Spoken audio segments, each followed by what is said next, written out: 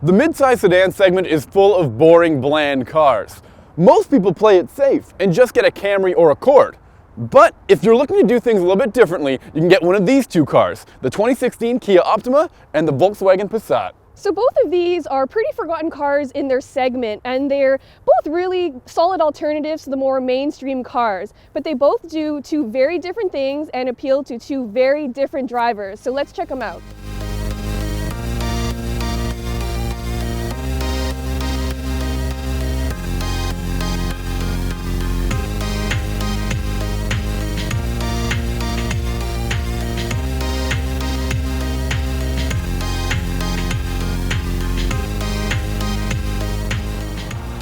Now, the Kia Optima isn't usually the first car you think of when it comes to this class, but there's a lot of really interesting features in here that make it really, stand out in the top dogs of this segment. I mean, this trim level has gorgeous 18-inch wheels, a lot of chrome accents, and it really looks aggressive, and that's really rare in this segment. I think the only one that matches the style is the Mazda 6, right? Totally. Yeah, and I think a lot of the outside style carries into the inside too, because I love these quilted leather seats, this nice brushed aluminum trim, and that amazing flat bottom steering wheel makes this feel really fancy. I know, and that steering wheel, not only looks great and feels good in terms of materials, it's actually well weighted and very responsive, and the whole car feels that way. And that's thanks not just to the steering and the suspension, but the powertrain too, which is a 2-liter turbocharged engine that makes 245 horsepower and about 260 pound-feet of torque. Now, all of that torque comes really early on in the rev range at about 1300 RPM, and it makes this car an absolute blast to drive.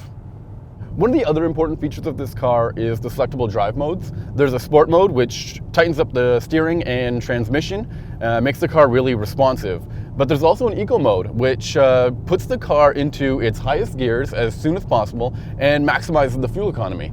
Yeah, so if driving is what you really want, the Kia definitely has a leg up, but it also balances that with like a high-end interior design and a really good fit and finish and a ton of premium features. Oh yeah, we've got heated seats all around, we have vented seats for the driver and front passenger, we even have a heated steering wheel, and there's this massive panoramic sunroof, there's driver's seat memory, and I also love the infotainment system. This is a Harman Kardon branded stereo, and it sounds great. But you know what I really like? All of the driver assistance features. There's forward collision warning system, there's a blind spot assist, there's a lane departure system, there's a adaptive cruise control. But you know what's best? The 360-degree camera is so useful for parking this car. And a car this big, well, that comes in handy. So the Kia has a lot going for it, but I think you're going to be pretty impressed by what the Passat has to offer.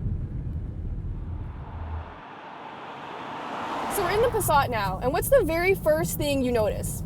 It is so quiet in here, and it's very spacious. Yeah, the back seat is way bigger, there's more headroom, the trunk is bigger, and I think that whole quiet theme really carries through to the rest of the car, because even if you look at its style, it's a lot more sleepy than the Optima, and it just kind of blends into the background. I do kind of get old man vibes when I drive the Passat, but I love how smoothly it drives over rough roads. It is so quiet in here and so smooth. Especially in comparison to the Kia Optima. But I know what you mean in terms of old man vibes. Just look at this wood grain finish. There's this old school looking display between the gauges. And just take a look at this analog clock. What a joke. But really, how does this car feel to drive? Is it fun? So compared to the Optima, the steering is a lot more numb and it doesn't really communicate much from what's happening on the road. There's also a really disconcerting dead zone. You can just wiggle around the wheel and nothing happens. The Optima is a lot more responsive and definitely a lot more sporty. So it's really obvious to me that the Passat is geared more towards comfort than sport. And the Kia's engine even makes a lot more power. But in the Passat, the 1.8-liter turbo is such a small engine for a car this big, but the car doesn't feel slow at all. I have no trouble keeping up with the Kia. No, I 100% agree with you here. But you know what? It's really interesting to see how these two cars line up in terms of features. The Kia has it beat, hands down, but the Volkswagen does offer a remote engine start and automatic parking, which the Kia doesn't even offer. On the other hand, the Volkswagen is cheaper. It starts under $36,000, while the Kia is closer to $37,000. Then again, the Volkswagen ends up having far better fuel economy, especially after our drive route where we saw it get 32.6 miles per gallon compared to the Optima's 27.6 miles per gallon. If you're looking for a sedan that's smooth, refined, and quiet, the Passat is a really good choice. It is definitely more mature, and I get a little bit of old man vibes driving it, but it's entirely competent at what it does. But if you're looking for a sporty car that stands out, the Kia is the better pick. The Optima has a better drive, an interesting interior, and feels more youthful. And because of that, we prefer it because it makes a bold statement.